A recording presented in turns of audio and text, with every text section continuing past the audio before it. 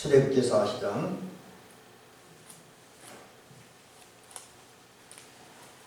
1절부터 17절까지 본문을 좀 길게 잡았습니다.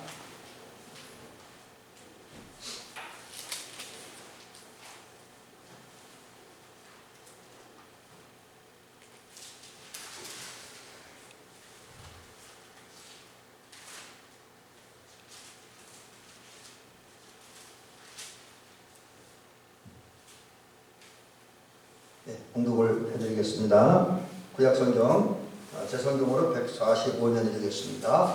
여호와께서 모세에게 말씀하여 이르시되 너는 첫째 달 초하루에 성막 곧 회막을 세우고 또 증거궤를 들여놓고 또 휘장으로 그 궤를 가리고 또 상을 들여놓고 그 위에 물품을 진설하고 등잔대를 들여놓아 불을 켜고 또 금향단을 증거궤 앞에 두고 성막문에 휘장을 달고 또 번제단을 회막의 성문 앞에 놓고 또 물두멍을 회막과 제단 사이에 놓고 그 속에 물을 담고 또 뜰 주위에 포장을 치고 뜰문에 휘장을 달고 또 관유를 가져다가 성막과 그 안에 있는 모든 것에 발라 그것과 그 모든 기구를 거룩하게 하라. 그것이 거룩하리라. 너는 또 번제단과 그 모든 기구에 발라 그 안을 거룩하게 하라. 그 제단이 지극히 거룩하리라. 너는 또 물두멍과 그 받침에 발라 거룩하게 하고 너는 또 아론과 그 아들들을 회막문으로 데려다가 물러시키고 아론에게 거룩한 옷을 입히고 그에게 기름을 부어 거룩하게 하여 그가 내게 제사장의 직분을 행하게 하라. 너는 또 그 아들들을 데려다가 그들에게 겉옷을 입히고 그 아버지에게 기름을 부음같이 그에게도 부어서 그들이 내게 제사장의 직분을 행하게 하라. 그들이 기름 부음을 받았은즉 대대로 영영이 제사장이 되리라 하시매 모세가 그같이 행하되 곧 여호와께서 자기에게 명령하신 대로 다 행하였더라. 둘째 해 곧 첫째 달 그 달 초하루에 성막을 세우니라. 아멘. 지금 우리가 요즘 이제 지난주부터 우리가 또 한 주제까지 말씀을 듣기 시작했는데 그 성막을 예수님과 연결시켜서 성막으로 예수를 말한다. 이제 두 번째 시간으로 오늘은 성막의 역사에 대해서 말씀을 드리면서 오늘 얘기는 그런 거예요. 이제 하나님께서 우리를 만나시고 우리 은혜를 주시잖아요. 그렇죠? 근데 그것이 이제 오늘 다시 성막 변천사에서 또 나오겠습니다만 그 상황과 환경에 따라서 하나님께 적절하게 역사하시면서 은혜를 주신 것을 이제 우리가 성막의 변천사를 보면서 볼 수가 있습니다. 그래서 오늘 그 얘기를 말씀드리겠습니다. 근데 그럼에도 불구하고 오늘 말씀의 가장 중요한 초점은 뭐냐? 하나님과의 만남입니다. 오늘 이제 거기에 초점을 못 차놓고 또 우리를 만나고서 역사하는 하나님의 역사를 성막의 변천사를 통해서 함께 좀 깊이 좀 나눠보겠습니다. 근데 좀 분량이 많아서 제가 가능하면 주의 두고 만약에 너무 길면 중간에 자르도록 하겠습니다. 우리 인간은 하나님 만나야 됩니다. 아멘. 하나님 만나야 돼요. 왜 그러냐면 자 이제 우리 성경으로 돌아가서 창세기 3장에 보니까 범죄한 인간이 이제 에덴 동산에 쫓겨났잖아요. 이거는 단순히 어떤 장소에 쫓겨났다기보다는 하나님과의 관계가 끊어졌다는 얘기예요. 하나님과 관계없는 사람들이 되었다. 하나님이 주신 모든 은혜와 하나님이 모든 복을 잃어버리게 되었다. 그런 의미를 가지고 있습니다. 이래서 이제 하나님과 관계가 끊어지고 하나님을 모르는 인간들이 이제 정말 그 육신만 살아야 하는 것이 아니라 영과 영이 함께 살아야 돼요. 그래서 제가 이제 온전한 삶이라고 표현하는데 영과 영이 함께 살고 거룩한 양심이 살고 선한 양심이 살고 건전한 하나님의 이성이 살고 또 하나님이시는 예민한 선을 행하는 감각, 사랑을 행하는 감각, 그것도 다소 좀 더 깊이 들어가서 영적인 감각을 회복하려면 그러는 가운데 행복하고 또 주님이신 평화를 누리면서 평화를 받았고 어떤 환경에도 흔들리지 않고 정말 기쁘고 즐겁게 살려면 또 바르게 살려면 우리의 필요한 것은 반드시 하나님을 만나야 된다는 거지요. 하나님과의 만남이 없이 온전한 삶도 없고 진정한 행복도 없고 진정한 평화도 없습니다. 하나님과의 만남이 없이 되어지는 것은 순간적이고 찰나적이고 또 지분에 의한 것이죠. 근데 하나님을 제대로 만난 사람은 환경을 초월해서 감사할 수 있습니다. 우리 그것을 잘 이야기하는 게, 우리가 이제 추수감사절 때문에 많이 듣는 말씀이죠. 하박국서에 보면 하박 선지자가 외양간 소가 없을지라도 포도나무에 소출이 없고 뭐 이래도 오직 여호와라 이날에 기뻐하고 즐거워한다 그랬잖아요. 그죠? 그게 어떻게 가능하면 하나님과의 깊은 영적 만남을 경험한 사람들에게서 가능하다라고 하는 거죠. 그래서 행복하게 살려면, 복되게 살려면 하나님 만나야 되는데, 문제는 우리 인간은 죄인임으로 하나님을 만날 수 없다는 거예요. 우리 힘과 의지를 가지고. 사실 사상사나 어떤 철학을 공부하는 사람들에 의하면 많은 사람들이 신앙이 아닌 다른 방법을 가지고 흔히 그들이 꿈꾸는 이제 철학적인 거를 이데아의 세계라는 환상의 세계, 가장 이상적인 세계에 들어가려고 매우 애를 썼습니다. 또 어떤 사람은 조금 이제 그 종교적인, 그냥 이제 꼭 기독교적인 건 아니면 종교적인 성향을 가지고 신과의 만남을 위해서 애썼는데, 그거 실패한 사람은 꽤 많아요. 철학자들 가운데, 사상가들 가운데. 그러니까 이제 그건 뭘 얘기하냐면, 우리 인간은 스스로 하나님을 만날 수 없다. 우리 인간이 거룩해 선해지고 선한 양심을 갖는 것도 모두 다 하나님을 만나고 하나님을 만나야 가능한데, 그 하나님과의 만남이 어떻게 가능하냐? 오직 하나님의 은혜로. 그래서 이 하나님을 은혜로 하나님 만나는 것이 그 무엇보다 중요하다는 거죠. 저와 여러분들이 육신이 건강한 것보다, 명예를 얻는 것보다, 권력을 얻는 것보다, 재물을 얻는 것보다 우리가 하나님 만나는 게 더 중요합니다. 물론 건강 필요하죠. 특별히 우리가 늘 하는 얘기가 그거잖아요. 건강해라. 저도 며칠 전에 우리 친구 목사님하고 전화를 했는데, 그 친구 목사님 마지막 전화 끊으면서 그 얘기하더라고요. 신 목사 건강하게 잘 지내라. 그리고 끊었습니다. 저도 그래서 그 친구 목사에게 당신도 건강하게 잘 지내시오. 그리고 끊었습니다. 그러니까 사람들이 가장 요즘 현대인들이 많은 관심을 갖고 있는 게 건강이지요. 근데 건강보다 또 뭐 돈도 사실 많이 필요하고, 그런데 뭐 명예, 권력 이것보다 이런 것보다 더 필요한 것이 하나님 만나는 것이다 라는 것이죠. 근데 우리 아까 조금 전에 말씀드린 것처럼 우리는 스스로 하나님을 만날 수가 없는데, 하나님이 우리를 만나주셨어요. 이게 중요한 겁니다. 여러분, 요한계시록에도 보면 뭐라고 됐습니까? 예수님께서 사람들 찾아오실 간절한 마음으로 사람의 마음의 문을 두드리신다 그랬잖아요. 그렇죠? 그때 사람들이 마음의 문을 활짝 열고 주님을 모셔드리면 주님께서 그 안에 들어가서 그로 더불어 먹고 마시려고 했습니다. 또 구약 성경에 보면, 또 그 외에도 신약 성경 여러 군데를 보면 하나님이 사람을 만나기 위해서 역사하는 얘기들이 수없이 많이 기록이 되어 있습니다. 그래서 어떤 분들은 성경을 갖다 그렇게 얘기해요. 성경에는 하나님께서 백성들을 만난 사건, 뭐 예를 들어서 이런 거 있잖아요. 하나님이 사울을 만나셨죠. 바울 되기 전 사울하면 이제 두 사람이 이때 조금 헷갈릴 수가 있는데, 사울 왕이 있고 복음 전도자가 된 사울 있잖아요. 그죠? 물론 나중에 바울 바뀌었지만, 근데 사실 사울이 주님을 찾는 게 아니잖아요. 근데 오히려 주님이 사울을 찾으셨습니다. 삭개오는 그렇잖아요. 물론 삭개오는 자기 나름대로 예수님 만나기 노력을 했어요. 그런데 그를 만나신 분은 예수님이잖아요. 예수님이 그 뽕나무 밑으로 가셔서 삭개오에 내려오라. 내가 오늘 내 집에 유하여야겠다 그랬잖아요. 그러니까 이제 이와 같이 성경에는 여기저기 뒤져보면 하나님께서 백성들을 만난 사건이 기록되어 있습니다. 그리고 하나님께서 백성들을 만나기 위해서 어떤 방법을 만나셨는가, 어떤 형태로 만나셨는가, 어떻게 역사하셨는가라는 부분들이 상당히 많이 있습니다. 그래서 이 성경은 다른 말로 하면 우리 하나님께서 역사하셨던 것처럼, 또 우리 입장에서 보면 우리 사람이 하나님을 만나는 길과 방법, 그것이 분명히 제시되어 있습니다. 성경에는.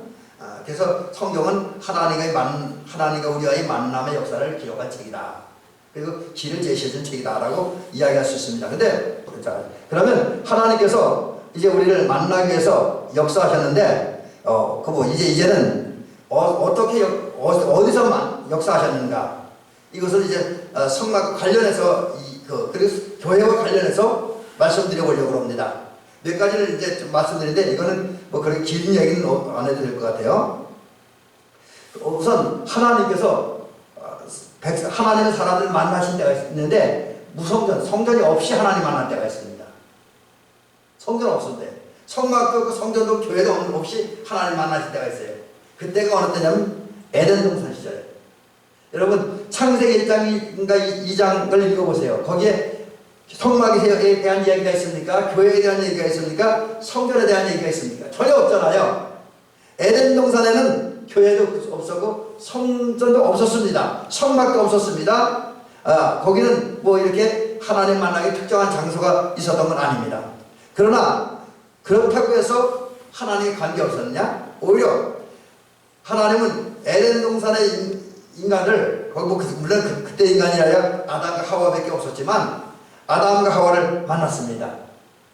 그래서 하나님의 은혜로 아담과 하와는 언제든지 어디서든지 항상 하나님을 만났어요. 그럼 왜 가능했냐? 에덴 동산에 살던 아담과 하와는 어떤 인간이었습니까? 하나님의 형상을 가진 인간이었어요. 죄가 전혀 없는 인간이었어요. 거룩한 인간이었습니다. 그래서 그러다 보니까 자연스럽게 하나님을 만날 수 있었고 항상 하나님을 만날 수 있었고 하나님과 동행할 수 있었다. 그래서 사실은 인간의 하나님 편에서 가장 깊은 때가 있었다고 한다면 에덴 동산 시절이고, 인간의 입장에서도 가장 행복했던 시절은 에덴 동산 시절이었다고 저는 믿습니다. 그러니까 성경적으로 볼 때 무성전 시대에 하나님께서 인간을 만나는데 어떻게? 에덴에서 항상 자유롭게 언제든지 하나님께서 백성들을 만나셨고, 그런 하나님의 은혜로 아담과 하와는 자연스럽게 언제든지 하나님과 만나 동행할 수 있었다라고 하는 거죠. 두 번째, 이걸 꼭 시대라고 구분하기는 그렇긴 한데 의미가 있어서 이 말씀을 드립니다. 가죽옷 시대, 가죽옷을 입혀준 시대에 하나님께서 백성들을 만나셨습니다. 이때는 언젠가면 가인과 아담과 하와 때, 제가 잠깐 착각을 할 뻔했는데요. 아담과 하와 때 잘 알잖아요. 여러분 하나님은 결론부터 미리 얘기해 드리면 아담과 하와에게 가죽치마를 입혀주셨잖아요. 가죽치마. 왜 입혀줬습니까? 아담과 하와가 범죄했잖아요. 그리고 중간에 다 생략하고 범죄한 다음에 어느 날 보니까 자기가 벗은 몸, 그러니까 자기의 부끄러운 모습이 그대로 다 드러난 거예요. 근데 여기서 부끄러운 모습이 드러났다고 하는 것은 또 다른 의미는 어떤 신체적으로 전부 다 드러나서 부끄러웠다기보다 더 중요한 자기들의 죄가, 자기들의 허물이 다 드러나므로 부끄럽고 수치스러웠습니다. 그렇게 되자 아담과 하와는 자기들의 수치스러운 그 부분을 감추기 위해 한 일이 뭡니까? 무화과 나무 잎으로 치마를 만들어 입었잖아요. 근데 그 치마가 완전하지 못해요. 불편하고 또 신체에 고통도 주기도 하고 또 오래가지도 않고 그래요. 또 자기 몸을 온전히 가려주는 것도 아닙니다. 그래서 많이 불편했는데 이러한 아담과 하와에게 하나님께서 가죽치마를 입혀주셨어요. 근데 하나님이 만들어서 아담과 하와에게 입혀준 가죽치마는 이거는 변질되지 않아요. 썩지 않아요. 하나님이시기 때문에. 그 다음에 무화과나무 잎은 무화과나무로 만든 치마는 금방 망가지는데 그건 아주 오래 갑니다. 변질되지도 않고요. 또 찔릴 것도 없고 몸이 편해요. 근데 여기 더 중요한 건 그 치마를 입음으로써 자기의 부끄러운 부분을 완전히 감출 수가 있었다는 거죠. 자기의 아름답고 거룩한 부분을 또 보기 좋은 부분을 드러낼 수 있었다라는 것입니다. 하나님의 은혜로. 그런 다음에 하나님께서 계속 이제 아담과 하와가 교제하고 만나신 것을 볼 수가 있습니다. 그 다음에 이제 세 번째 하나님 만났는데 돌단 시대, 돌로 제단 쌓은 시대를 말하는 겁니다. 이제 에덴 동산에 쫓겨난 아담과 하와는 그 뒤로 하나님께 제사드리고 예배드리고 하나님 만나는데 어떻게 돌단을 쌓고 짐승을 잡아서 피를 뿌리면서 제사드렸습니다. 근데 그런 돌단 쌓고 제사드림으로 하나님 만나는 일들이 아담 때만 끝난 것이 아니라 아담 때부터 야곱 때까지 계속되었다라고 하는 거죠. 왜 야곱 때까지 계속되는 제한을 두냐면 그 다음에 야곱이 지나고 물론 애굽에서 400년간 고생하는 그런 시기가 있지만 출애굽을 하면서 그 다음에 오늘 이제 이 말씀으로 들어온 성막, 회막 이런 연결이 되잖아요. 그래서 이제 그것도 다른 차원이기 때문에 돌단을 쌓고 이스라엘 백성들 특별히 아담부터 시작해서 야곱까지는 돌단을 쌓고 거기서 제사드림으로 하나님을 만나게 되었다는 거예요. 야곱 때까지. 그리고 그 한편 하나님 돌단에서 제사드리는 하나님의 백성들 찾아오셔서 만나시고 그다음 은혜를 베푸시고 그들과 교제하시고 그들과 동행하셨다라는 거지요. 그 다음에 네 번째가 되네요. 성막시대. 성막시대. 이제 우리가 이제 요즘 가장 중점적으로 얘기하는 건데, 성막시대는 이제 성막시대 하나님께서 백성을 만나신 거죠. 이제 출애굽한 이스라엘 백성들이 하나님의 인도하심과 하나님의 은혜로 시나이반도, 시내산 밑에까지 왔다는, 쉽게 얘기하면 시내산 밑에까지 왔습니다. 하나님의 인도로. 그때 하나님께서 모세를 시내산으로 불러오신 다음에 그 율법을 주시잖아요. 십계명을 주시잖아요. 그러면서 그때에 성막을 지으라 명령하셨습니다. 그러면 하나님께서 왜 성막을 지으라고 명령하셨느냐? 여기에 이유가 있는데, 그것은 백성들을 만나기 위해서. 그래서 이미 지난주에 본문을 정했던 내가 이 회막에서 내 백성들을 만나리라, 이 말씀대로 하나님께서는 백성들을 만나기 위해서 성막을 지으라고 말씀하셨습니다. 그리고 실제로 하나님은 성막에서 백성들을 만나주셨고요. 그래서 이제 구약 성서를 전문적으로 연구하는 학자들은 얘기하기를, 이 성막은 하나님을 만나라고 하는 약도다.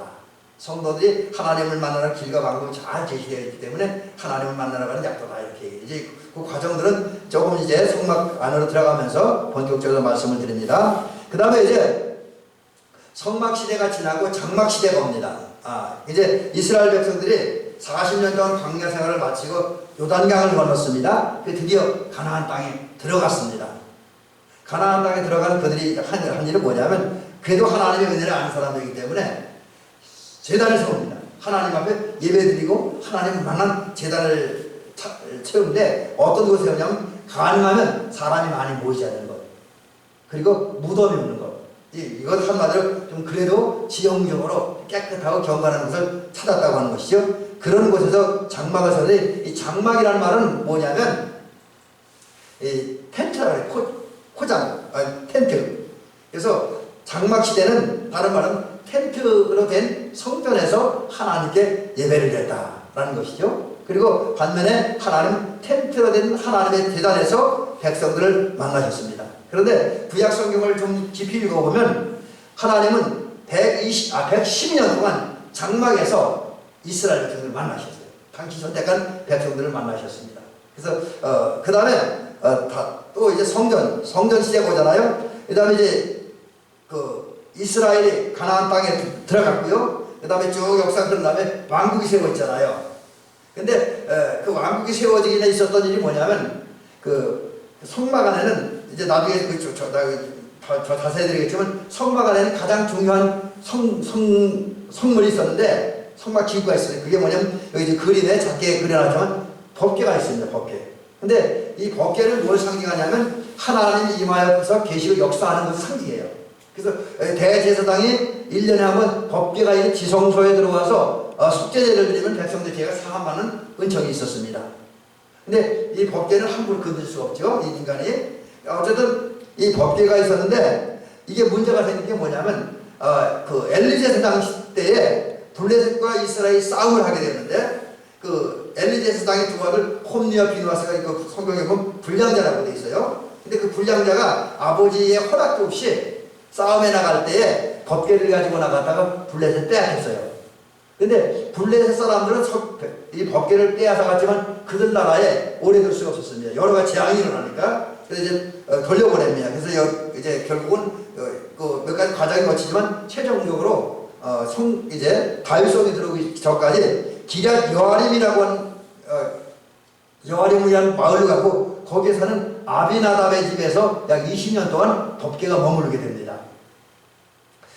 그런데 다윗이 왕이 된 다음에 자기는 왕궁을 지고 좋은 집에 사는데 하나님의 궤가, 법궤가 초라한 집에 있는 것이 늘 마음이 아팠어요. 그래서 성전을 건축해야 되겠다는 마음을 이제 기도하고 이렇게 준비했는데 하나님께서 허락하지 않죠. 피를 많이 흘렸기 때문에. 그래서 하나님이 허락하지 않으므로 성전 건축을 하지 못하고 이제 솔로몬 때에 성전을 건축합니다. 그런데 7년 정도 걸려서 건축했고요.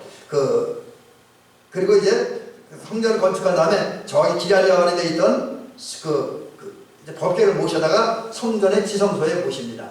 그래서 결국은 이거는 또 다른 의미로 사실 이제 조금 이따 다시 말씀 좀 나오겠습니다만 이 성막하고 성막 안에 법궤가 있는데 어느 때부터 성막하고 법궤가 따로따로 있었어요. 그런 시절이 꽤 깁니다. 다윗 시대도 그랬어요. 그런데 솔로몬이 성전을 건축한 다음에 성막과 이제 그 법궤가 만나는 그래서 또 다른 성장의 역사를 이루고 그런 자리에서 하나님 백성들을 만나셨다는 거죠. 그 다음에 이제 오늘 얘기하는 거 교회 시대. 성전은 영원히 가진 않았습니다. 이제 AD 보통 우리 주 70년경에 그 티토라고 하는 로마 장군에 의해서 예루살렘이 무너지고 성전이 다 파괴되지요. 돌 하나까지 남지 않고 다 파괴됩니다. 그래서 AD 70년에 성전이 다 파괴됐는데 근데 물론 역사적으로 조금 시간적인 차이는 있지만 어쨌든 주님의 역사에 의해서 교회가 세워지죠. 예수님께서 베드로 신앙 고백 위에 교회를 세우신 거예요. 그 마태복음 16장에 보니까 베드로가 주는 그리스도시여 살아계신 하나님의 아들입니다 라는 신앙 고백을 했죠. 그때에 주님께서 내가 이 고백 위에 교회를 세우겠다 그랬어요. 그리고 그 베드로의 신앙 고백 곧 주는 그리스도이요 살아계신 하나님의 아들을 위해이라는 그 신앙 고백을 근거로 그 위에 교회를 세우셨습니다. 그리고 그 후에 주님은 교회 속에 임하셨고 교회를 통해서 역사하시면서 백성들을 만나시고 만나신 다음에는 그들의 죄사함의 은혜, 심리의 은혜, 구원의 은혜, 하나님의 자녀가 되는 은혜, 또 어떤 경우는 문제 해결의 각종 은혜와 복과 사랑을 주셨죠. 그래서 하나님은 이제 교회를 통해서 역사하셨고요. 그리고 아직까지 이루어진 시대가 아닌데 또 이제 하나님께서 백성을 영원히 만나는 장소가 있습니다. 이 요한계시록에 의하면 세마포 시대라고 얘기합니다. 세마포 시대라고 하는 것은 구체적으로 얘기를 하면 예수님이 재림에 오신 이후, 재림에 오신 이후에 예수님은 현대와 같은 교회에서가 아니라 세마포를 통해서 주님을 우리 성도를 만나신다. 이 일을 해서 재림에 오신 주님은 먼저 하는 일이 마태복음 25장에 보면 사람을 다 모으시고 그리고 심판해서 양과 염소, 알곡과 쭉정이를 구분하잖아요. 그죠? 그런 다음에 쭉정이와 염소는 영원히 꺼지지 않는 불속에 던지고 양이나 알곡으로 인정된 성도들을 만나시고 그들이 양으로답게 살기 위해서 알곡 성도답게 살기 위해서 고난당하고 어려움당하고 눈물 흘린 거 있잖아요. 그런 사람들 위로하시고 격려하시고 칭찬하시고 상을 주십니다. 자, 이렇게 하나님은 몇 가지 과정을 통해서 사람들을 만나신다라고 하는 거죠. 자, 그 다음에 지금 시간이 많이 갔기 때문에 좀 정리를 하겠습니다. 그 성막에 그 이름도 있어요. 우리가 성막이라는 이름이 여러 가지 불리게 되는데 왜 이렇게 되냐면 그 성막은 한마디로 조금 전에 말씀드렸던 하나님 마시고 머물러 계시는 자리입니다. 반면에 우리 성도들의 입장에서는 하나님 앞에 예배하고 기도하는 자리. 구약 성경의 원어대로 한다면 용어대로 한다면 제사 드리는 자리입니다. 그리고 죄사함을 받고 은혜 받는 자리입니다. 그런데 이 하나님은 당신이 하나님 백성들 만나는 이 자리를 갖다가 그 제단이 쓰여진 모양과 용도에 따라 각각 다른 이름으로 부르셨습니다. 그래서 성경에 보면 이 성막 또는 성전을 가리키는 다양한 용어들이 있습니다. 그래서 이것은 그냥 의미 정도만 말씀드릴게요. 먼저 장막이라는 이름이 들었는데 이 포장으로 이루어진 그 제단이라고 해서 장막이라고 불렀습니다. 두 번째는 회막이 있는데 회막은 백성들이 모이는 자리입니다. 백성들이 모이는 자리. 하나님의 백성들이 주의 이름으로 모이는 자리. 그리고 거기서 모이는 것을 끝나는 것이 아니라 모여서 제사하고 예배드리는 중에 하나님을 만나고 은혜 받는 자리라는 거죠. 그래서 회막이라고 불렀고요. 그 다음에 증거막이 있습니다. 증거막. 증거막은 증거판이 모셔진 것이다. 증거판은 뭐냐? 구체적으로 얘기하면 십계명에 기록된 돌판이 새겨진, 십계명에 기록된 돌판이 보관된 자리를 말합니다. 그게 이제 증거막이고, 사실 정확히 얘기하면 이 십계명에 새겨진 돌판은 지성소 안에 있는 법궤 안에 모셔집니다. 그리고 그곳에서는 그 말씀을 근거해서 하나님이 증거된 자리, 말씀을 증거되는 자리이기 때문에 증거막이라고 이제 하나님께서 이름을 지어주셨죠. 그 다음에 세 번째는 성소. 여기도 그 의미는 하나님의 머물러기 거룩한 자리다 해서 성소라고 불렀고요. 그 다음에 법막. 법막은 법궤가 모셔진 자리. 법궤. 조금 전에 말씀드렸던 그 십계명에 기록된 돌판과 또 그 아론의 쌍난 지팡이와 또 그 만나와 메추라기를 담았던 그런 항아리가 담겨진 그런 법궤가 모셔진 자리가 법막이고, 이거 더 정확히 얘기하면 지성소를 얘기하는 거죠. 그래서 법막이라고도 불렀고요. 그 다음에 하나님의 집, 말 그대로 하나님의 거하신 자리, 그 다음에 여호와가 머무신 자리, 그 다음에 성막, 하나님께서 백성들 만난 자리, 이런 이름으로 불렀다라고 하는 거죠. 자, 마지막 부분 이런 얘기 오늘 드리고 오늘 말씀 마치겠습니다. 자, 이제 성막이 한 군데만 계속 세워졌던 건 아닙니다. 이게 굉장히 중요한 건데, 하나님은 이스라엘 백성들 이제 출애굽시킨 다음에 계속 가나안 땅으로 인도해 가시잖아요. 그렇죠? 근데 인도하는 그 과정을 따라서 또 그 자리에 따라서 또 초한 이스라엘 형편에 따라서 다양한 자리에 성막을 세우십니다. 한 군데 세워진 게 아니라 여러 가지 군데 세워졌는데, 성막이 세워진 자리는 먼저 시내산에 세워졌습니다. 곧 이스라엘 백성들이 출애굽하는 후 시내산에 도착했는데, 그리고 모세가 아까 조금 전에 말씀드렸던 하나님의 명령을 받고 하나님 주신 명령에 순종함으로 성막이 세워졌습니다. 근데 그때를 이제 오늘 본문은 출애굽한 후에 2년 둘째 해가 되는 1월 2일에 성막이 세워졌다. 그런데 이때를 성서학자들은 정확한 이제 그러니까 요즘 우리가 사용하는 양력으로 계산할 때 BC 1445년 1월 2일에 성막이 세워졌다는 거죠. 근데 성경에 보면 출애굽기 40장에 보면 하나님의 성전이 세워질 때에 하나님의 영광을 상징하는 구름 기둥이 이 성막 위에 떠올랐습니다. 구름 기둥이 떠올랐다. 이거는 물론 백성들을 인도하는 그런 신호가 되기도 합니다. 그러나 또 하나는 여호와의 영광이 임하여고 머물러 계시 역사한다는 그런 의미를 가지고 있습니다. 그러니까 시내산에 성막이 세워질 때 하나님의 영광이 드러난다. 오늘도 하나님의 은혜 가운데 정말 진정한 주님의 교회가 세워질 때 거기에서 하나님의 영광이 임하고 나타나는 줄로 믿습니다. 우리 교회도 그런 역사가 있었으면 너무너무 좋을 것입니다. 그 다음에 성막이 그것도 어디에 세워졌냐면 길갈이라는 곳에 세워졌습니다. 제가 조그맣게 지도했는데 보니까 이스라엘 위쪽이죠. 대산 세워졌는데 어딘가 요단강에서 약 8km, 그러니까 여기서 한 개천 정도 좀 떨어진 거 같네요. 그 정도 가는 거리에, 그러니까 요단강에서 그 정도 8km 떨어지고 여리고에서 비교적 가까운 곳에 위치한 그 지역에 성막이 세워졌습니다. 그런데 이제 여기는 길갈은 이스라엘 백성들이 가나안 땅에 들어서 머문 첫 번째 지역이에요. 이곳에 이제 성막을 세움으로써, 그리고 거기서 이스라엘 백성들이 거주하면서 어떤 일이 생겼냐면 결국 이스라엘 백성들이 가나안 정복을 해서 정복 전쟁을 펼칠 수 있는 발판, 기초를 쌓았다는 거죠. 만약 길갈이 아닌 다른 곳이었다면 이게 곤란했다 그래요. 길갈에 머물렀기 때문에 가나안 정복을 위한 이제 발판을 마련하는 일을 했다는 거죠. 그 다음에 실로, 이제 길갈에서 나오는데 그 다음 조금 더 전진하고 길갈에서 32km 정도 동안 그런 곳에서 이제 세웠습니다. 이게 길갈 사진은 제가 붙였는데 길갈에 실로 세워졌고요.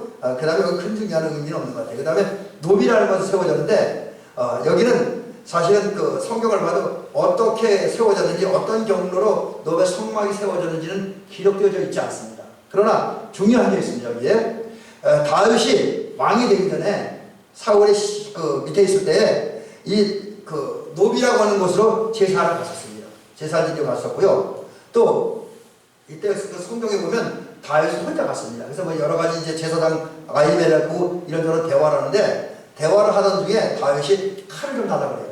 왜냐하면 다윗은 혼자 있고 또 여러 주변에 적들이 많기 때문에 늘 위험한 순간을 만났습니다. 그러니까 위험한 순간을 만나니까 그 위험한 순간을 만날 때 자기 몸을 보호하기 위해서 칼을 달라고 요청을 했고, 이제 제사장 아히멜렉은 다윗의 요구대로 칼을 주었어요. 자기 신변을 보호할 수 있는 최소한의 무기를 준 거죠.